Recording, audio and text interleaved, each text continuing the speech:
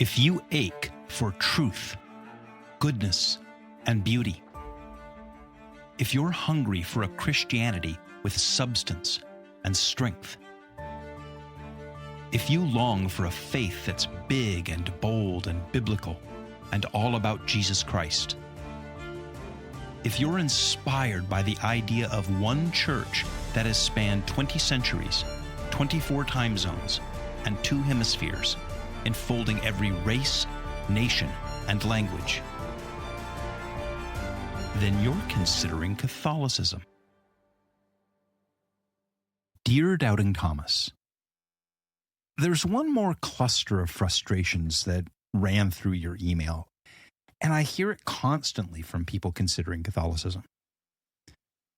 It goes like this. They don't always express it this way, but this is what they're saying.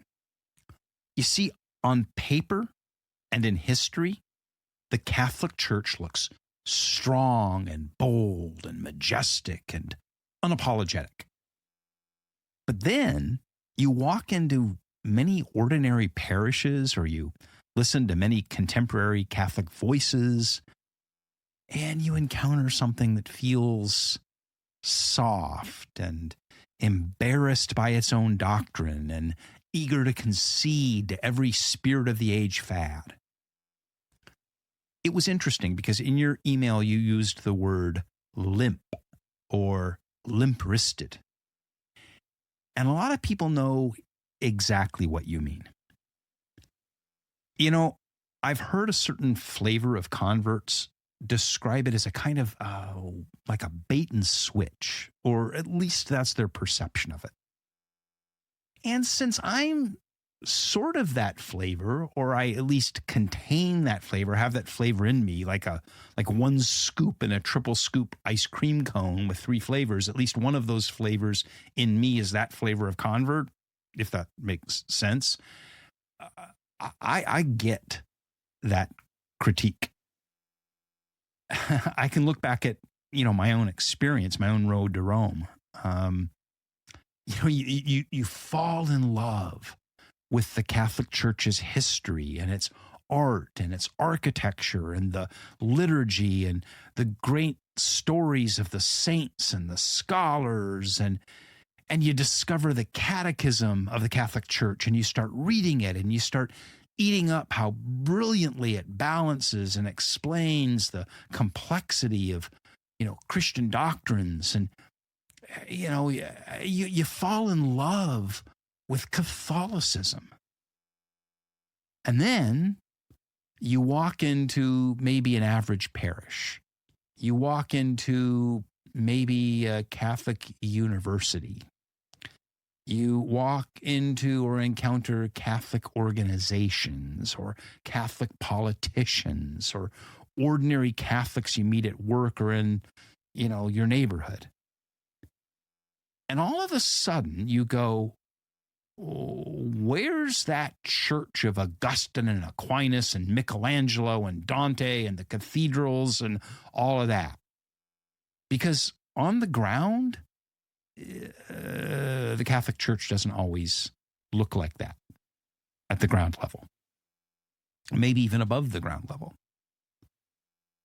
So what I want to talk about today, which is going to be the last episode in this series, I want to talk honestly about that dissonance, the gap between the church as she is in her teaching and in her saints and in her liturgy and in her sacraments, and the church as she often appears today at the ground level in our own time.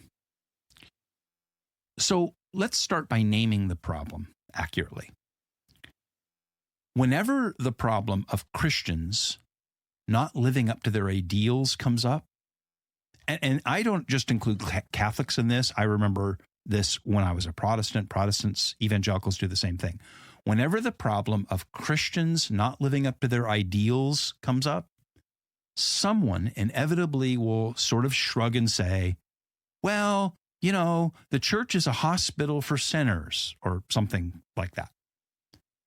Which is true, 100%. But when someone drops that line, when someone's pointing out problems, it kind of comes off as a shrug. It sounds like you're shrugging off the problem. And again, this isn't even a specifically Catholic issue, because most thoughtful Protestants will say the same thing about their own communities. You point out the flaws, you point out hypocrisy, you point out people not living out their faith or the faith they profess. And they'll say, well, nobody's perfect. If you want to find the perfect church, die and go to heaven, this is the best we can do here on earth. And again, all of that is true as far as it goes. But what many of us are reacting to about the Catholic Church today, what you brought up, Thomas, is something much more specific. So let's name it. Since the years after Vatican II, so the 10 years or so, Vatican II ended, and it took place in the mid-60s, early to mid-60s. And then in the late 60s, 70s, there was this whole sort of era of change when people were living in the spirit of Vatican II. Since that time, a certain style of Catholicism has been very prominent in many places. And that style of Catholicism feels progressive. It feels managerial. It feels oddly reluctant to speak with the confidence of the apostolic tradition. That style of Catholicism almost seems embarrassed by the church's own history, its own doctrines, its own liturgy. It seems eager to adapt itself to whatever the surrounding culture is currently pushing and buying into.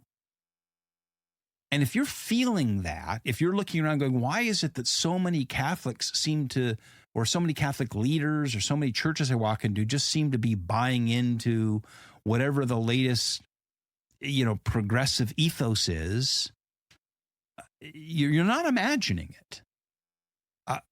Conservative and Orthodox Catholics have been naming this problem for 50 years. That the post-Vatican II, and again, we can get into this whole thing about Vatican II. I don't believe that the documents of Vatican II are bad. I think they're brilliant. But after Vatican II, the spirit of Vatican II unleashed all of this change, and a lot of people said, we're finally free to sort of break with the past. A new springtime has come, and we're now free to sort of reinvent the church, for the glorious progressive future. And I think, one of the hardest things for modern people, especially those of us who came out of faster moving Protestant denominations or cultures, one of the hardest things to wrap your mind around is the church's sense of time, or the scale of time that it moves on.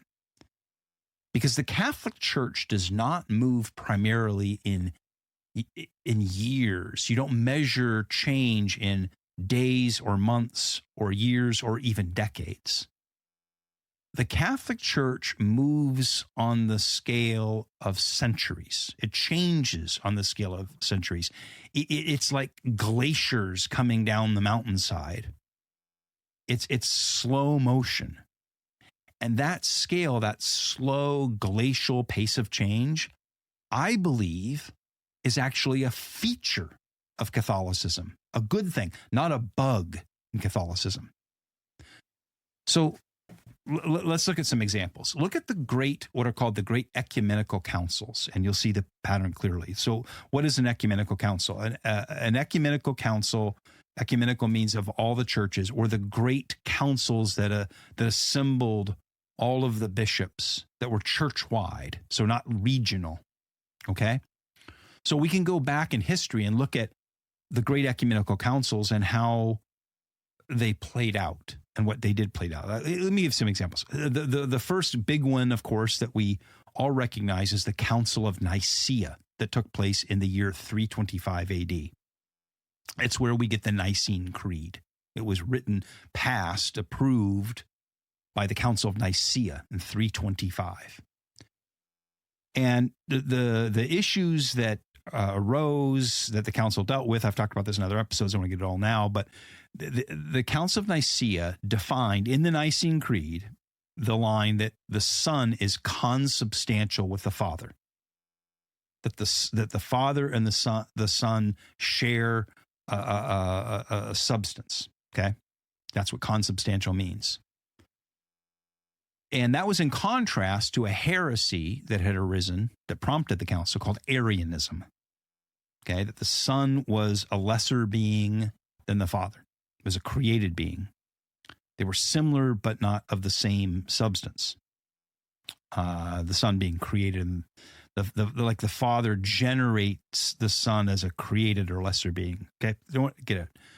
Okay, so they get together and they hold the Great Council of Nicaea in 325. They pass what we know as the Nicene Creed. And yet, in the year 326, just because they held the council, Arianism didn't vanish. Like everybody who was an Arian all around the Mediterranean or Europe or ancient world didn't go, oh, well, they had a council last week, so I guess Arianism is over with. In reality, for decades and decades afterwards, Arian or semi-Arian emperors dominated, and they exiled Orthodox bishops. And at times, it looked like whatever the council accomplished in 325 would all just evaporate, like sand castles, on the beach getting washed away when the tide comes in. That despite the council passing the Nicene Creed, it wasn't going to change anything, and it was all going to drift back to the heresy of Arianism. It took the better part of 60 years, 6 decades, and it took the steadfastness of men and bishops like Athanasius, the church father Athanasius, and later councils. So they had to hold another council in 381, like 60 years later, just about 60 years later, to reaffirm the decisions of Nicaea in 325. And it took really the better part of a century before the Nicene faith was truly secure in the life of the church. So when you think about the 60 years that we've gone through since Vatican II, it's not unlike living through the change or the slow pace of change that played out in the years after Nicaea, between Nicaea and Constantinople in 381. Here's another one. So then like 50 years later, after that, you had the Council of Ephesus in 431. Council of Ephesus condemned another heretic called Nestorius. And this was a heresy regarding the incarnation and the nature of Christ and its implications for Mary. So the Council of Ephesus meets in 431. They defend Mary and declare Mary the Theotokos. I've done whole episodes about this. The Council of Chalcedon in 451, 20 years later, defined the two natures of Christ. Both of those decisions, Ephesus in 431 and with Theotokos, and the Council of Chalcedon in 451 with the two natures of Christ, both of those decisions were necessary and true. And yet, even with those two big councils, 20 years after each other, the aftermath was messy and long. So large portions of the church in the East, what we think of now as the Middle East, rejected, and Eastern Mediterranean, rejected the Council of Chalcedon. And it resulted in schisms. It produced the Oriental Orthodox churches that remain separate from the Catholic Church to this day. 1,500 years later, there's still separations. So they had achieved a doctrinal clarity, but the full pastoral and ecclesial consequences are still with us. Here's another one. The Council of Florence in the 15th century, in the 1400s. It achieved formal reunion with significant portions of the Eastern Church. So in 1054, what we now think of as the Eastern Orthodox churches separated from the Church of Rome, the Catholic Church. And in the Council of Florence, 400 years later, meets to try to solve the problem. So a bunch of leaders get together in the city of Florence, and they come to some understandings, like they negotiate a truce between the Catholic Church of Rome and the Eastern Orthodox churches. And on paper, it's all a great success. But in reality, the reunion really kind of collapsed within a few decades under political and cultural pressures. We're still living with the consequences of that failure. Here we are in 2026, and we're still working at the long, slow labor of reconciling East and West, a split that happened 1,000 years ago.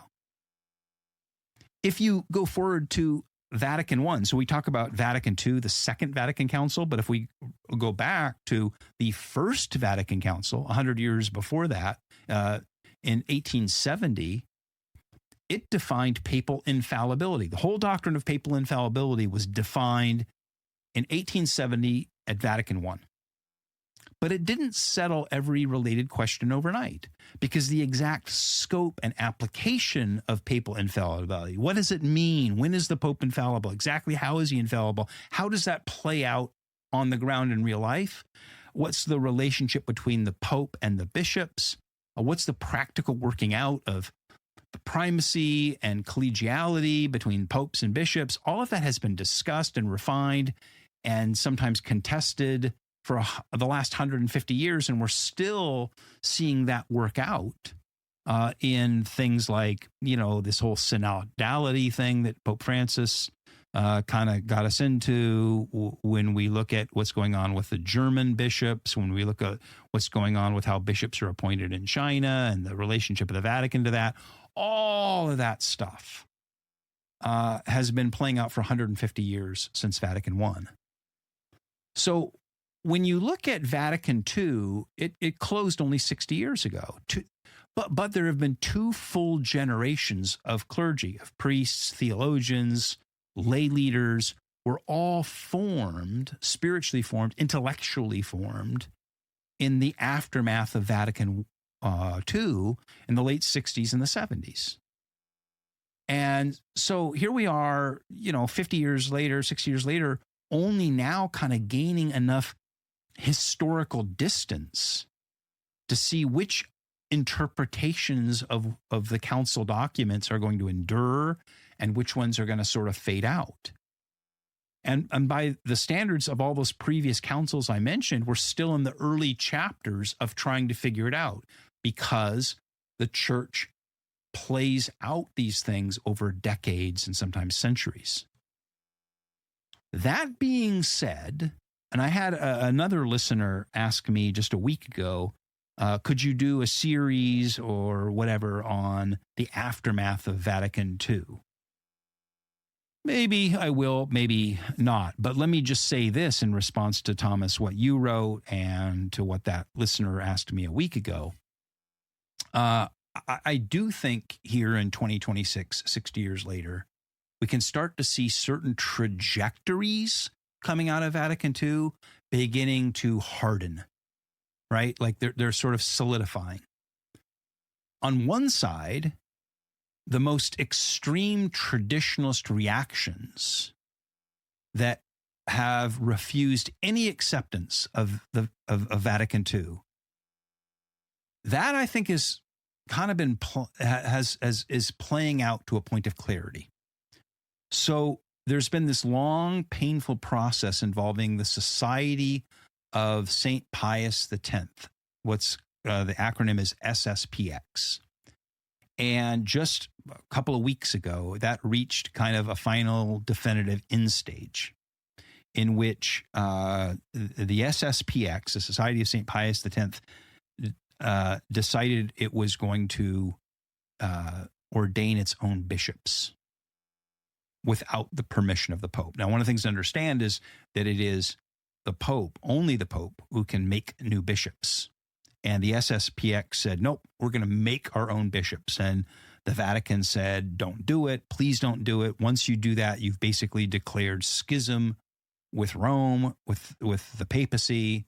Please don't do it. And and the Society of St. Pius the 10th, the SSPX said, well, the situation is so intolerable, we're going to do it anyway. We're going to name our own. We're going to ordain our own bishops, appoint our own bishops. That just happened a couple of weeks ago, and immediately the next day, the Vatican, the Pope, Leo XIV, declared them in schism and that they had excommunicated themselves.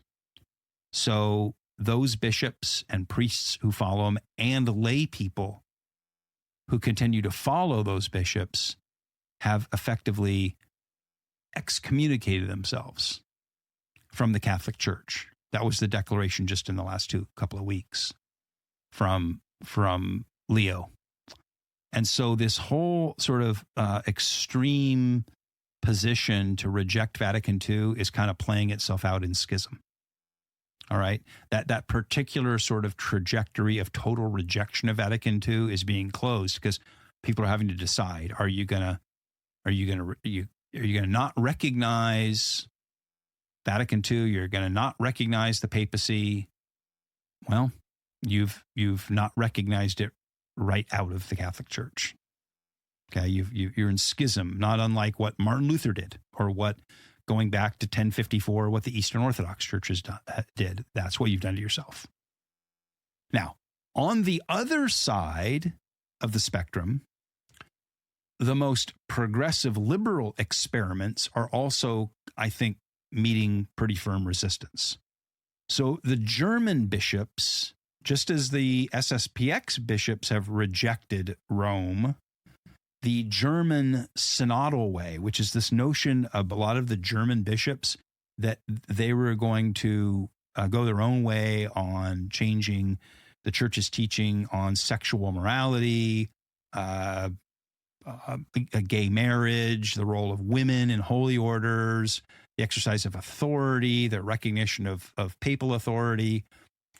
That's playing itself out to an end because I think Pope Leo XIV is saying, you're running out, just as the SSPX did on the right, you're running out of rope on the left, and if you're very close to just schism.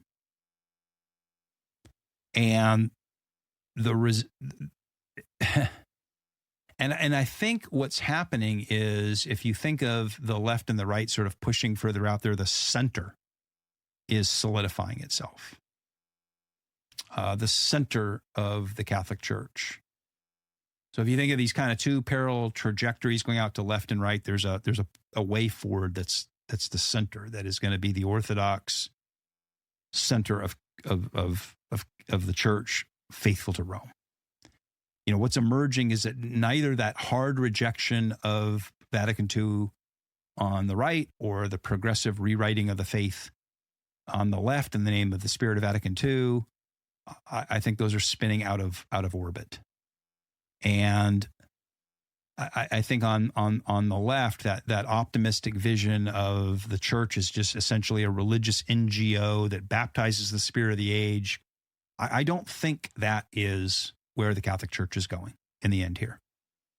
I think the center of gravity in the Catholic Church is slowly but perceptibly reasserting itself around continuity with the Church's historical doctrines, her sacramental life, her perennial faith, the authority of the Roman Pontiff. There are going to be flare-ups, aftershocks and minor aftershock quakes and flare-ups, but I think that the long arc of the Catholic Church is solidifying. And I think that those experiments coming out of Vatican II on the left or the right are basically playing themselves out. So that's my opining about that. But going back to your original question, Thomas, and the original frustration that you and a lot of converts feel, the disappointment that you feel that the church of the catechism, the church of history, the church of this, the church of the saints, the church of all that, and the church on the ground is, as you said, kind of a limp-wristed, lesser version of that. The fact that everything I just said about the left and the right, you still feel the disappointment, right? You still feel it on the ground. Sure, the SSPX may excommunicate itself, and the far right, and the far left may excommunicate themselves, but you're still walking into ordinary parishes going, why is this such weak beer? Why is this not the church of history, the church of the saints, the church of all these things? Look, I get it. The disappointment is real. You're not wrong to notice the gap between the Catholic Church's majestic claims and some of her, let's say, contemporary expressions. But the question is, what does that gap actually prove? What does it mean? Does that gap falsify the church's claim to be the church that Christ founded and protects? The fact that it doesn't always live up to that? Or is this another chapter in the long pattern of fidelity and decline and reform and recovery that's marked her from the beginning, right? From the beginning, from the very, very beginning, when Peter, promised at the night of Christ, when in the garden with Gethsemane, I will stand with you. And then that very night, 3 times you will reject me or deny that you know me, right? And the church over the centuries for the last 2,000 years, one of the apostles turned out to be a traitor. That long sort of cycle of the church being faithful and then getting comfortable and worldly and declining, and then God raises up saints who are great reformers. He brings along an Augustine. He brings along a Saint Benedict who founds the monastic orders. He brings along a Saint Francis of Assisi who brings reform to the church. He brings along, at these times when the church has fallen and slipped into this, he revives it. Christ promised that the church would be faithful to him and that he would be faithful to the church. He didn't promise that every decade over 2,000 years or beyond would look equally faithful, that every decade would be great. He promised that the gates of hell wouldn't prevail against his church. And that means sometimes there's going to be leaks in the boat. Sometimes there's going to be unfaithful people. But look, the same church that produced all of the martyrs and the great councils and all of the great art and all of the great saints and doctors of the same church that produced all of that is still here. I mean, sometimes it's limping. Sometimes it's in a cycle of being purified.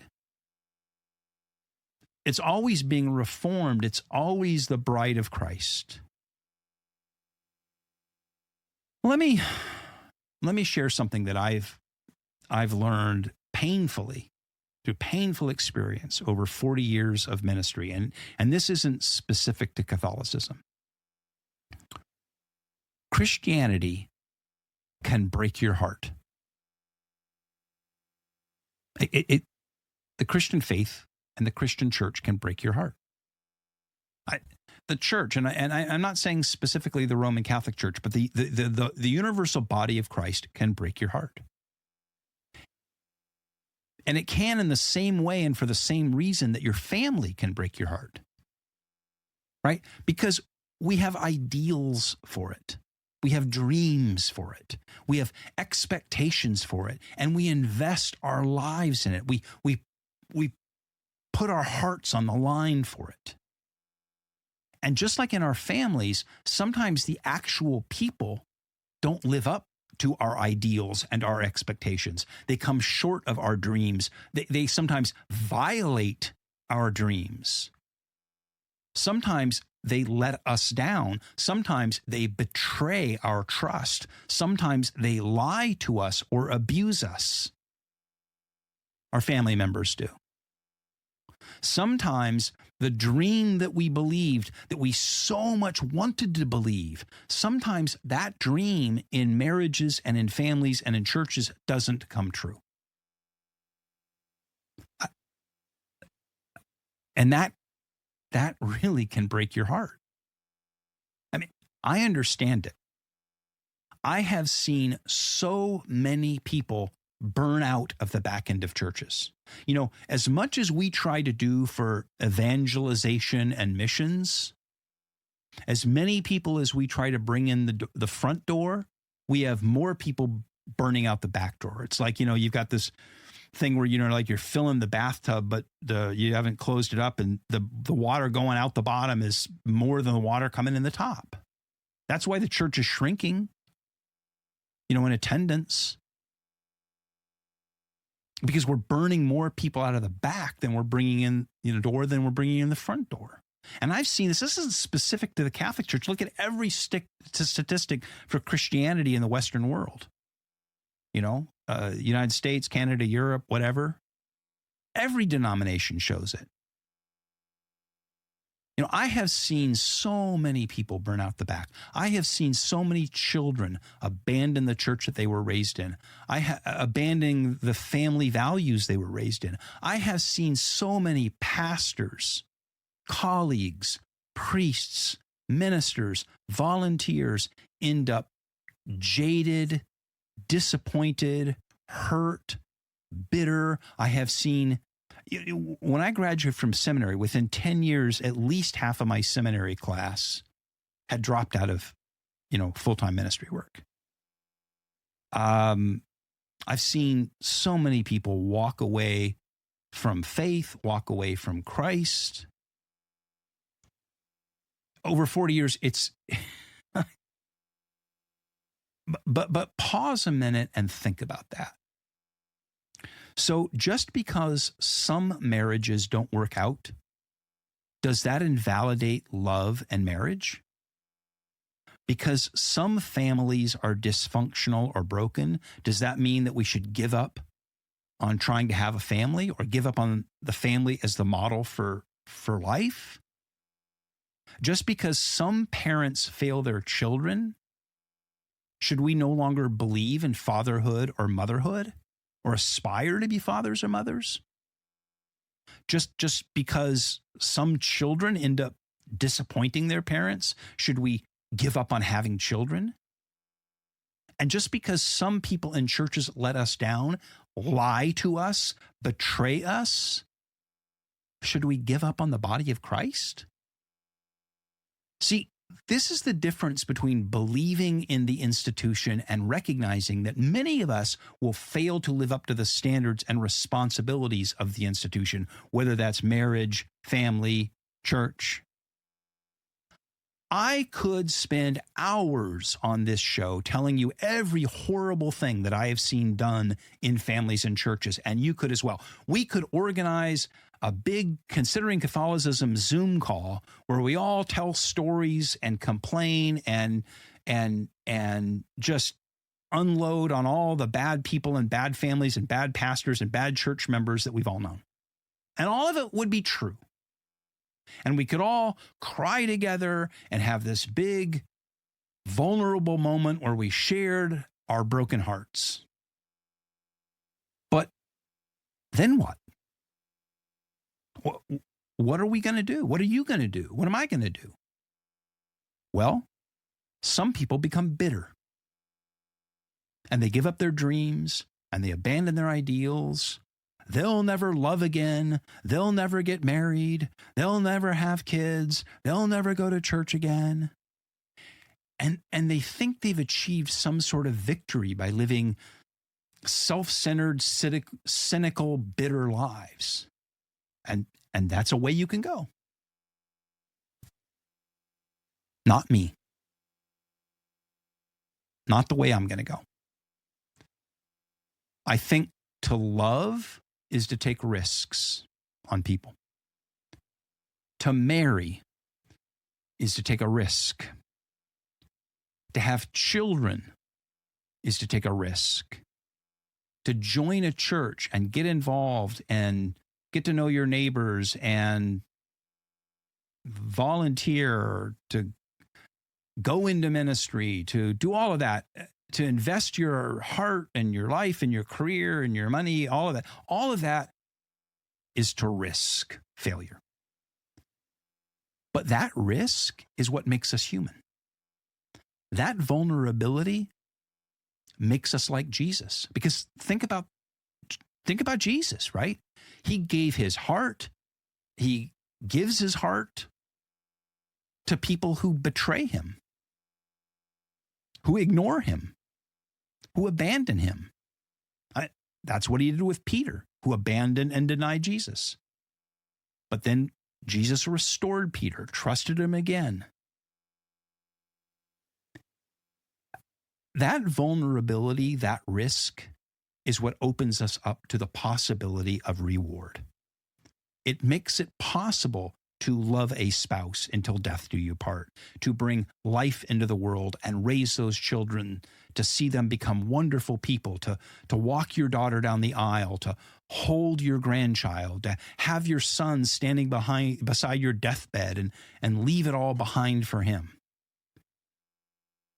You don't get that without taking risks. And to take risks in the church makes it possible for you to love and be loved in the body of Christ. So please don't become bitter. Even if you've had bad experiences, don't give in to bitterness.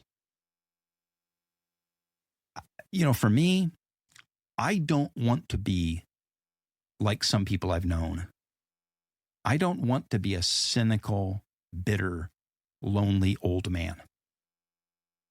And so I have to trust. I have to risk. Who am I going to trust in? Where is the church that I can trust in? Where else can I go so I don't become that cynical, bitter, lonely old man? Well, in the end, where I've settled the question in my own heart, in my own mind, when the voices multiply and the claims conflict, this church, that church, the Church of Rome is bad, bishops are bad, the Pope is bad, pastors are bad, the Methodist Church is bad, the Presbyterian Church is bad, the non-denominational church is bad, this is bad, that is bad. And all of that cacophony of betrayal and bitterness and trust and criticism, all of that noise, I just keep coming back to the simple test that the early church used. I did an episode about this just, a couple of weeks ago. Where Peter is, there is the church. Go back and listen to my episode, 4 or 5 episodes ago, or 10 episodes ago, whatever it was. Where Peter is, there is the church. Look for that. See, Christ did not leave us to a cacophony, to a riot of noise and private interpretations and conflict and bitterness. That could not have been Christ's plan for us. He gave us a rock, literally a Petros, a Peter. He gave us a visible center so that sincere people would not be left forever sorting through all of these endless, competing, complaining versions of the faith. Now, the men who have sat in that chair, the chair of Peter, some of them have been imperfect, sometimes badly so. Peter himself was imperfect, but the promise was never that the stewards would be flawless. The promise was that the gates of hell would not prevail in the end against the church. So I have decided to stay with the chair of Peter. And if that makes me a fool in the eyes of some, gullible, well, so be it. Because I would rather stand with the church that Christ built on that rock than become my own final authority, my own little bitter island of distrust and loneliness and cynicism. You have to decide for yourself. That's the decision I've made. I invite you to weigh that for yourself. So, Thomas, dear doubting Thomas, this whole entire series began with the question of trust in the first episode, and it ends with the same question in a different form. Will you judge the Catholic Church primarily by its weakest contemporary examples, or will you judge it by the whole of what she is and has been across 20 centuries and 24 time zones and 2 centuries with people from every tribe, tongue, language, and nation? I have chosen the longer, bigger view. The boat is still the boat that Peter was told to stay in. even when some of the sailors are tired or distracted or confused or frustrated, and even when the decks of the ship need serious scrubbing. The captain of this ship has not changed. Thomas, you're not alone in these feelings, but you have to, in the end, decide, and you can't sit on the sideline forever. At some point, you have to get in the game. And so I encourage you to keep considering Catholicism, and I encourage you to cross the river Tiber and to stand on the rock that Christ established. What else can we do?